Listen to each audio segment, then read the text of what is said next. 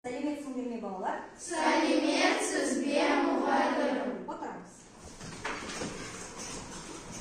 Жақсы бала, бүгінгі күнімізді жақсы көңіл күйден бастайық. Жақсы тілектер. Жақсы, ал, Эвелина, жақсы тілекті кімге тілейсің? Игнат, мен саған сәтті күн тілеймін. Рахмет. Настя, мен саған үздік бағала тілеймін. Рахмет. Кира, мен саған жақсы күн тілеймін. Рахмет. Айнура Рыспаевна, мен сізге жақсы күн тілеймін. Рахмет, Кира. Карина, мен саған сәтті күн тілеймін. Рахмет. Искандер, мен саған жақсы күн тілеймін. Рахмет. Денис, мен саған жақсы көңіл күй тілеймін. Рахмет, Тимур. Жақсы балалар, ал енді келесі сұрақтарға жауап берейік. Қазір қай жыл мезгілі? Эвелина? Қазір күз мезгілі. Жақсы. Күз айлары қандай? Карина? Қыркүйек, қазан және қараша. Өте жақсы. Күзде қандай өзгерістер болады, балалар? Игнат? Жапырақтар сарғаяды. Жақсы. Ескендір? Жаңбыр жауады. Өте жақсы. Настя? Так, жақсы. Кира? Қар жауады. Қар жауады. Бұлтты болады. Бұлтты болады. Аязды болады. Аязды болады. Өте жақсы. Тағы да, Ескендір? Суық болады. Суық болады. Өте жақсы. Балалар, бүгін аптаның қай күні? Бүгін аптаның қай күні? Бүгін сәрсенбі. Ал ертең? Ертең қай күн? Ертең? Ертең сейсенбі. Жоқ. Ертең? Бейсенбі. Ал кеше? Кеше қандай күн болды, Кира? Жоқ. Сейсенбі. Кеше болды сейсенбі. Өте жақсы балалар. Енді сабағымызды ары қарай жалғастырайық. Жақсы балалар. Енді тақтаға назарымызды аударамыз. Қараңдар. Бұл жерде әртүрлі сөздер бар. Қане, мағынасы жуық сөздерді. Қандай сөздер мағынасы жуық? Тізіп шығайықшы. Қане. Ескендір? Мектеп, мұғалім және оқушы. Және оқушы. Жақсы. Эвелина? Қала. Өскемен, қала. Карина? Ертіс, үбі және микрофон. Өте жақсы. Тағы да Тимур? Күз, табиғат. Күз, қыс, табиғат. Өте жақсы. Ал енді балалар, қалай ойлайсыңдар? Біз не туралы әңгімелейміз? Қане, біз не туралы айтамыз бүгін сабақта? Не туралы айтамыз? Тау, табиғат, өзен, көл. Дұрыс. Біз бүгін балалар тау, табиғат, өзен туралы айтамыз. Демек, бүгін біз Шығыс Қазақстанның визит картасымен танысамыз. Шығыс Қазақстанның табиғатымен, ішкі суларымен және әдемі көрікті орындармен танысамыз. Жақсы балалар, бүгін біздің сабағымыздың тақырыбы менің өлкемнің визит карточкасы. Енді жаңа сөздермен танысайық, сөздік дәптерімізді ашамыз. Жақсы балалар, жаңа сөздермен танысайық. Пайдалы қазбалар, полезные ископаемые. Мырыш, цинк, қорғасын, свинец. Ішкі сулары, внутренние воды. Шипалы демалыс орны, лечебные места отдыха. Аспалы көпір, подвесной мост. Шекара, граница және өлке, край. Жақсы балалар, жаңа сөздерді сөздік дәптерімізге жазып аламыз.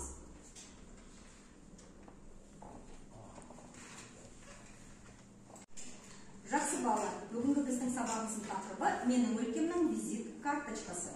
Енді визит карточка дегеніміз не? Соған назар аударайық.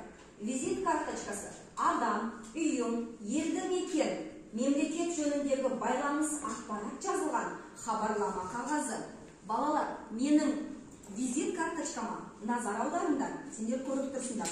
Негізгі ақпарат визит карточкасына беріледі және байланыс телефондары және электрондық пошта жазылған ақпарат. Ал енді сендерге алдын ала тапсырма берілген сендердің визит карточкалары. Қане соны көрсетейік.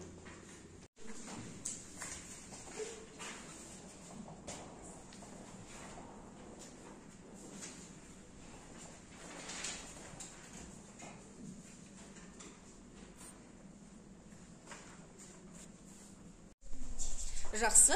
Қане балалар, сендердің визит карточкаларыңды қарап шығайық. Өте жақсы. Мынау Игнаттың визит карточкасы, мынау Эвелинаның визит карточкасы. Эвелина, жарайсың. Өте жақсы, керемет жасалған. Так, мынау Ескендір және Тимурдың визит карточкасы. Балалар, жарайсыңдар?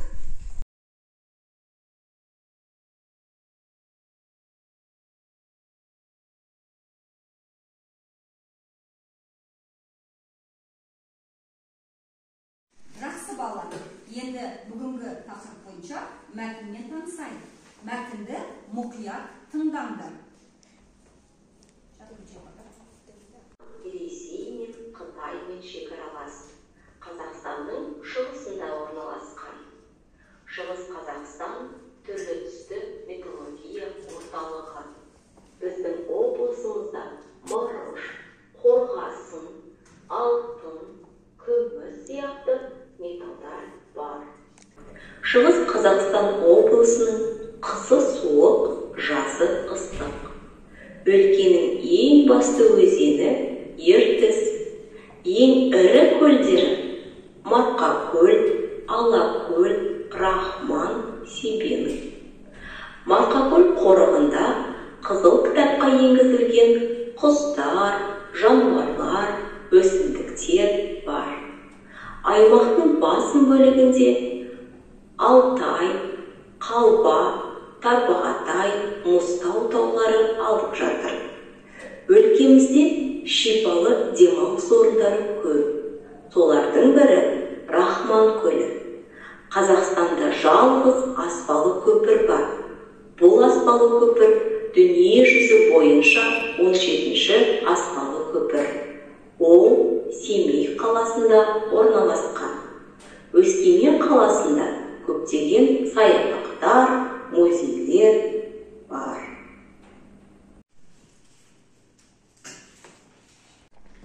Жақсы балалар, енді мәтінді тыңдап шықтыңдар. Енді мәтін бойынша жұмыс, жекеше жұмыс. Мен сіздерге Padlet онлайн тақтасының сілтемесін жібердім. Сілтеме бойынша өтіңдер. Және осы Padlet тақтасында мына суреттерге комментарий жазыңдар.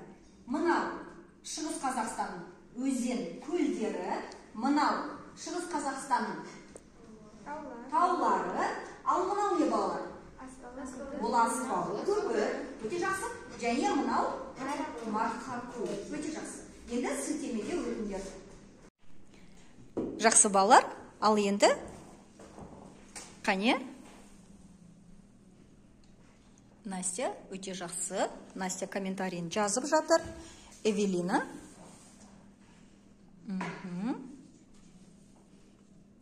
Өте жақсы, Эвелина. Жарайсың. Ескендір. Жақсы.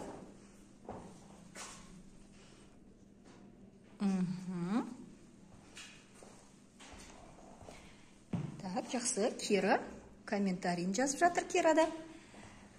Карина. Қазақстанда таза табиғат. Өте жақсы.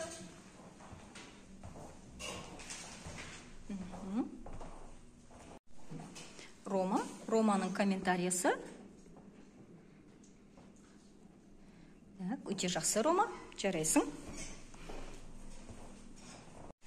Жақсы балалар, ал енді комментарийларыңызды оқып шығайық. Сонымен, әдемі және тамаша депті Шығыс Қазақстанның өзен көлдерін. Қазақстандағы таза табиғат, су және жақсы экология депті. Аспалы көпір, қандай әдемі аспалы көпір? Қазақстан жалғыз аспалы көпір бар деп қойыпты. Так, келесі. Өскемен қаласында көптеген деген арғарай жазылмапты. Міне, тау өте үлкен, тамаша деген комментарийлар жазыпты. Жақсы балалар, жарайсыңдар. Бірінші тапсырманы орындадыңдар деп есептейміз. Жақсы балалар, бірінші тапсырманы орындадық. Бірінші тапсырма, яғни суреттерге комментарий жазу болатын. Енді біз жұмысымызды бағалайық. Бағамызды келесі бағалау парағы арқылы бағалаймыз. Бірінші, қолынан келді, көмек бере аламын. Екінші, қолынан келеді, бірақ біраз көмек керек. Және үшінші, әзірге қолынан келмейді, маған көмек керек. Осы деңгейдің қайсында сіздер тұрсыздар? Соны белгілеп кетіңдер.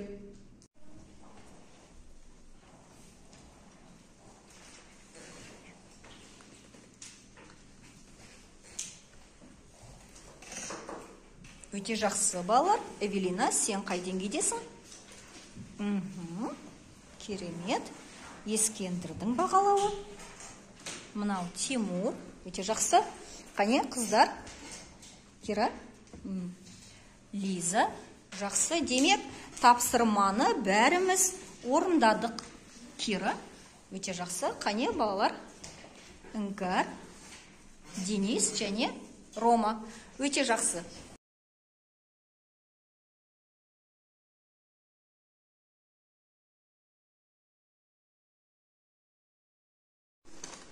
Жақсы бала, келесі тапсырма суреттен мәтінді түсір деп аталады. Мына мәтін, біз тыңдаған мәтін бойынша жұмыс жасайсыңдар. Не істеу керек? Кинолентаға, мына кинолентаға мәтінде айтылған ақпаратты суретпен жеткізесіңдер, және соны әңгімелеп беру керек. Тапсырма түсінікті ме? Иә. Жақсы, тапсырманы бастаймыз. Бұл топтық жұмыс. Топ жұмысына 5 минут уақыт. Дискрипторға назар аударыңыздар. Мәтіндегі ақпаратты суретпен жеткізесіздер. Сурет бойынша мәтіннің желісін айтып шығасыңдар, және орфографиялық нормаларды сақтайсыңдар. Егер жазу болса, онда орфографиялық норманы сақтау керек. Жақсы, іске сәт.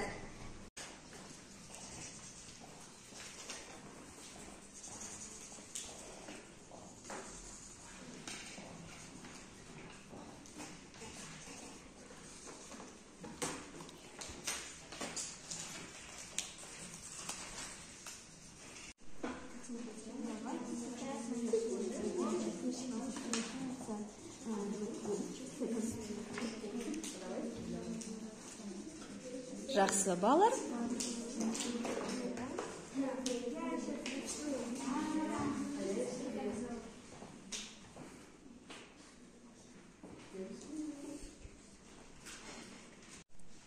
Жақсы балалар. Енді жұмысты аяқтадық. Енді спикерлер шығып өздерінің жұмыстарымен таныстырады. Қыздар, бастаңдар.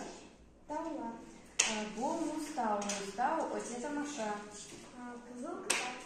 Бұл қызыл кітап. Қызыл кітапқа енгізілген құстар және жануарлар. Металлургия. Шығыс Қазақстан түрлі түсті металлургия орталық. Және табиғат. Табиғат өте жақсы, өте тамаша. Өте жақсы, рахмет қыздар. Жақсы балалар, енді екінші топты тыңдаймыз. Бастаңдар. Бірінші суретті. Бұл өзен мен таулар. Олар өте әдемі. Жақсы. Екінші және төртінші суретті. Бұл мүйіш және бұл қорғасы. Шығыс Қазақстан түрлі түсті металлургия орталығы. Жақсы. Үшінші суретті. Бұл әдемі табиғат, мынау ағаштар және өзен. Жақсы. Бесінші суретті. Бұл әдемі көл және таулар. Жақсы, қандай көл бар біздің аймақта? Қандай көл бар? Марқакөл. Өте жақсы. Ал қандай өзен бар? Ең басты өзен қандай? Алакөл. Өзен. Ертіс. Ертіс өзені. Өте жақсы, рахмет балалар. Жақсы, үшінші топтың жұмысы. Бастаңдар. Мынау таулар. Аймақтың басын бөлігінде Алтайға Батыр Бахатай, Мұстау таулары алып жатыр. Жақсы. Мынау көл. Ең ірі көлдері Марқакөл, Алакөл, Рахман және Себен. Жақсы. Мынау Аспалы. Аспалы. Көпір. Аспалы көпір. Қазақстанда жалғыз аспалы көпір бар. Бұл аспалы көпір дүние жүзі бойынша 17-ші аспалы көпір. Жақсы. Ол Семей қаласында орналасқан. Мынау қызыл кітап. Қызыл кітапқа енгізілген құстар, жануарлар, өсімдіктер бар. Мынау ертіс. Өлкенің ең басты өзені Ертіс. Өте жақсы. Рахмет, балалар.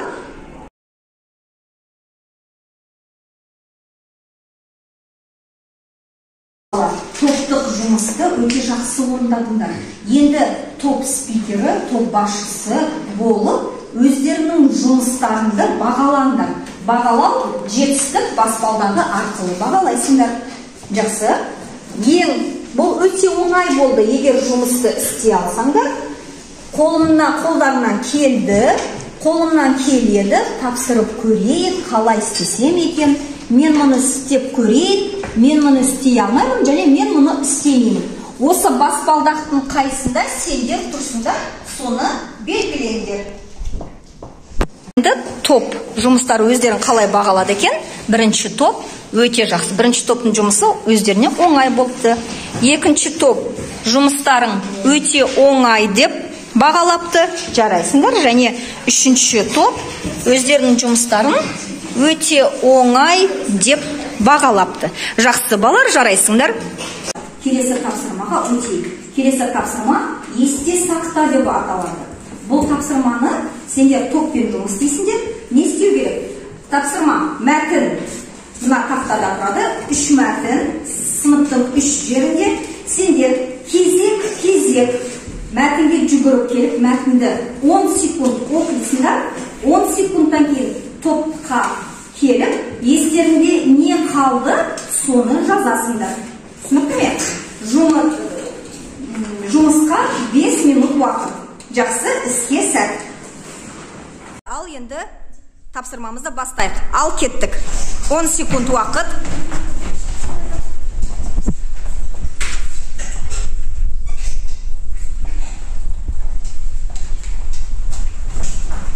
Жақсы, 10 секунд. Кира.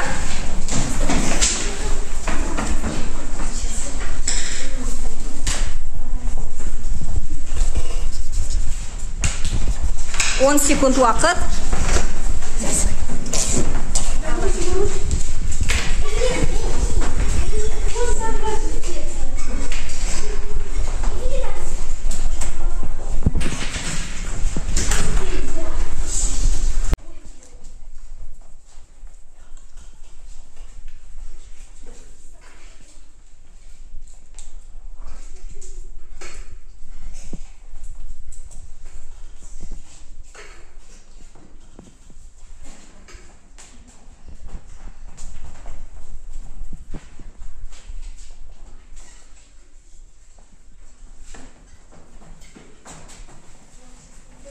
Жақсы, 10 секунд.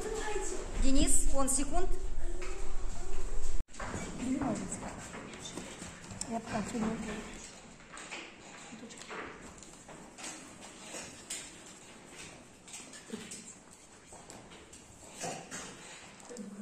Жақсы.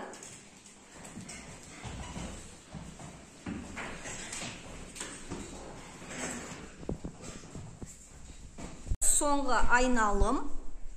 3 рет кезек барып оқыдыңыздар. Оқыдыңдар, балалар, сендер.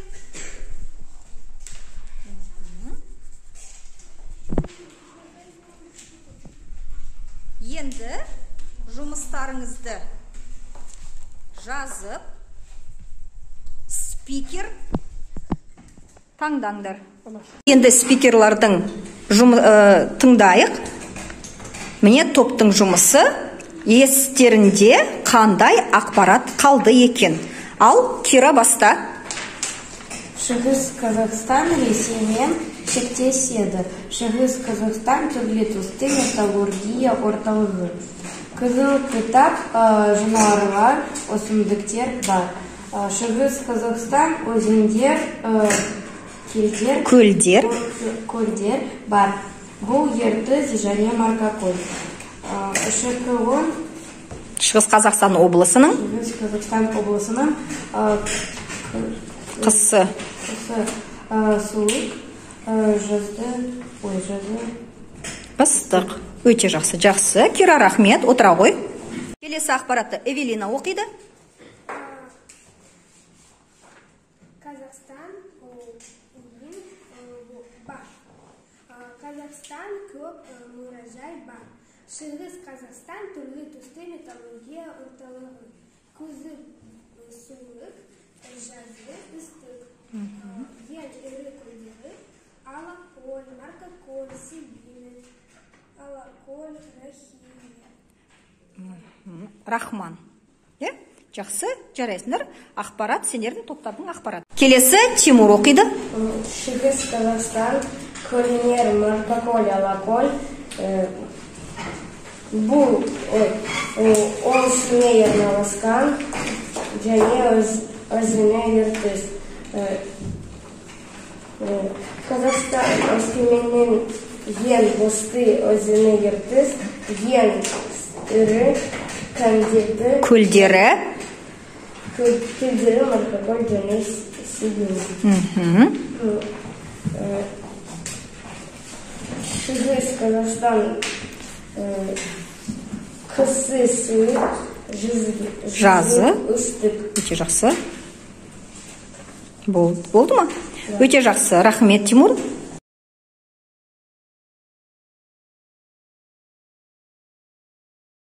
Топтық жұмысты керемет орындадыңдар. Енді біз бағалаймыз өзіміздің топта қалай жұмыс істегенімізді.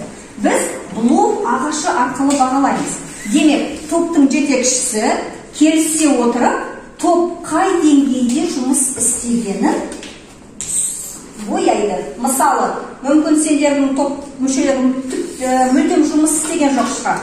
Мүмкін топ мүшелері жақсы керемет жұмыс істеп, жақсы өнім шығардыңдар. Енді осыны бір 30 секундтың ішінде қай деңгейде тұрғандарды бояп шығыңдар.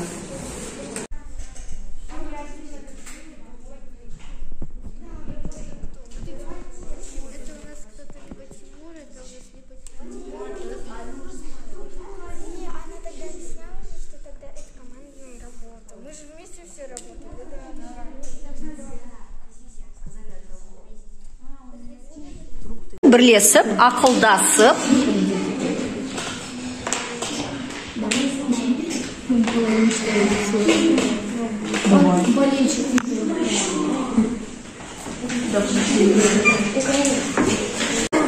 сендердің жұмыстарыңды мен бағалап өтейін. Сонымен, бірінші топ, сендер өте жақсы жұмыс істедіңдер.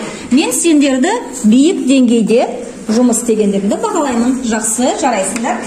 Келесі, екінші топ өздерін бұлай бағалапты, яғни топтық жұмыс, бірге жұмыс жасадыңдар.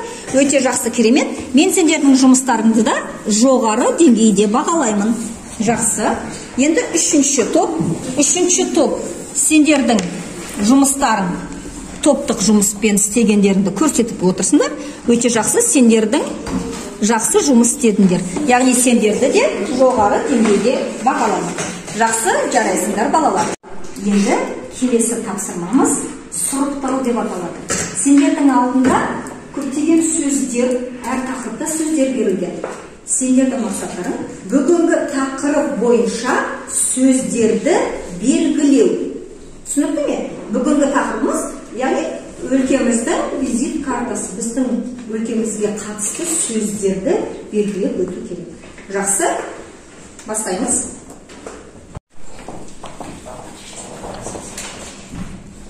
Жақсы.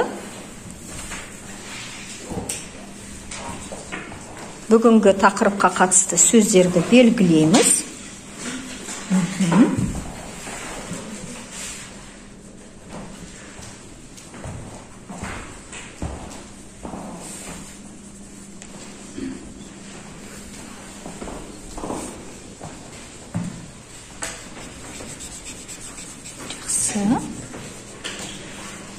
Кираның жұмысы.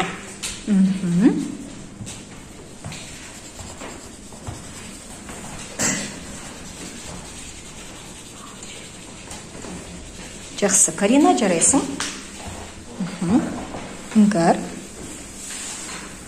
Жақсы. Денис, Рома.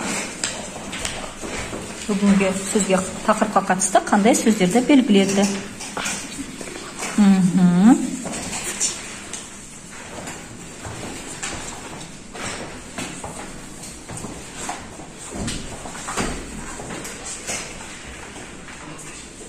Ал енді Тексерейік.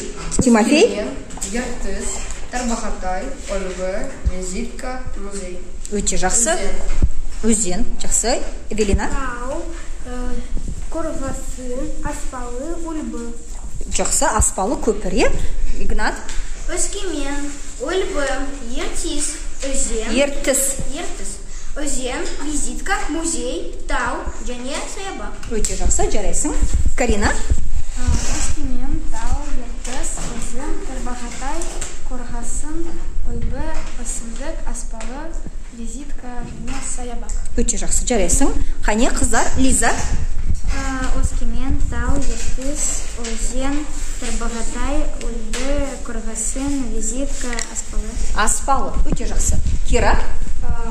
Өскемен, Тау, Өзен, Ертіс, Тарбағатай, Ульбі, Қорғасын, Визитка, Өсімдік, Аспалы, музей. Өте жақсы. Жарайсыңдар. Енді осы тірек сөздермен сөйлем құрастырайық. Настя? Мен Өскемен қаласында тұрамын. Өте жақсы. Жарайсың. Келесі. Ескендір? Өскеменде Ульбі және Ертіс өзендер бар. Өте жақсы. Жарайсың. Келесі. Кім? Іңкар? Менде әдемі визитка бар. Жақсы. Денис? Қазақстанда таулар бар. Өте жақсы. Рома?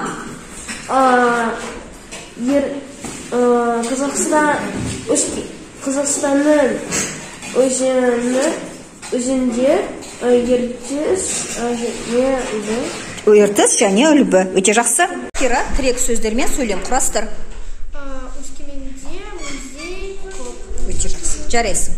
Балалар, сабағымызды қорытындылайық. Енді келесі сұрақтарыма жауап беріңдер. Сонымен, өлкеміздің ең басты өзені қандай? Денис?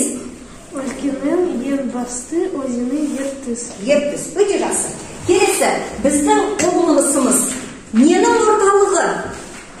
Игнат? Бұл Біздің облысымыз біздің облысымыз Шығыс Қазақстан. ненің орталығы? Түрлі түстің тәуірге орталығы. Өте жақсы. Жарайсыңдар. Біздің облысымызда қандай металдар бар? Рома? Біздің облысымызда мырыш, қорғасын, алтын, күміс, сияқты металдар бар. Өте жақсы. Келесі сұрақ. Шығыс Қазақстан қандай елдермен шекаралас? Кира? Шығыс Қазақстан Ресеймен, Қытаймен шекаралас. Жақсы. Келесі сұрақ. Біздің өлкеміздің ең ірі көлдері қандай? Ең ірі көлдері? Ең ірі көлдері Марқакөл, Алакөл, Рахман, Сибирь. Өте жақсы, жарайсыңдар. Жақсы бала, біздің өлкемізде аспалы көпір бар ма? Карина? Я бар. Ол Семей қаласында орналасқан. Өте жақсы, жарайсың. Және соңғы сұрақ. Біздің өлкемізде қандай таулар бар? Ескендір, қандай таулар бар? Алтай, Қалба, Тарбағатай, Мұзтау таулары бар. Жақсы, жарайсың. Жақсы балалар, бүгін сабағымызды таңдау әдісімен рефлексия жасайық. Сонымен, бүгінгі сабақ сендер үшін қызықты болды ма? Қызықсыз болды ма? Соны таңдайсыңдар. Мен сабақта көп нәрсені үйрендім, немесе үйренгенім аз болды. Осы біреуін таңдайсыңдар. Мен басқаларды мұқият немесе іздегенсіз тыңдадым. Мен пікірсайыстарға жиі немесе сирек қатыстым. Және мен сабақтағы өз жетістіктерімен ризамын немесе риза емеспін. Осыларды таңдап белгілейсіңдер. Осы нұсқаны. Жақсы. Фломастер аламыз немесе маркерді аламыз да белгілейміз. Жақсы. Белгілейміздер.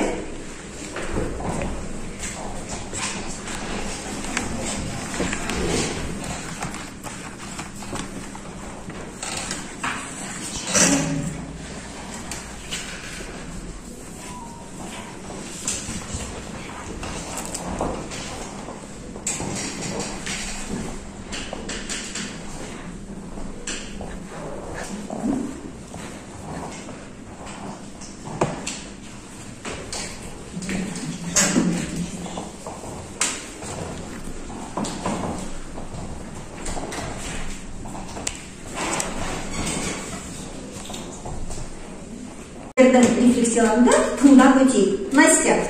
Мен сабақ қызықты болды деп ойлаймын. Жақсы. Игнат. Мен сабақта көп нәрсені Үйрендім. Жақсы. Мен басқаларды мұқият тыңдадым. Өте жақсы. Ескендір. Мен сабақты өз жетістік кетіме ризамын. Мен сабақтағы осы жетістіктеріме ризамын. Жақсы. Рома, сенің рефлексия. Мен сабақтағы өз жетістіктеріме ризамын. Жақсы. Жарайсыңдар. Рахмет, бала. Іңкәр. Маған сабақ қызықты болды. Өте жақсы. Жақсы, балалар. Жақсы, балалар. Енді үй тапсырмасын күнделікке жазып алыңдар. Мына сілтемеге өтіп, Өскемен қаласына виртуалды экскурсияны жасаңдар. Және келесі 4 тақырыпты таңдап, осы бойынша әңгімелеңдер. Бірінші, Қазақстан тауы. Қазақстан Республикасындағы мемлекеттік рәміздер орналасқан ең биік тау. Екінші, Өскемен қаласының сауда-саттық үйі. Үшінші, Өскемен қаласында дәмді тамақ ішетін орындар. Және төртінші, балдың 100-ден астам түрін сататын Пчелка Майя дүкені. Осы 4 тақырыптың бірін таңдап, сол туралы әңгімелеңдер.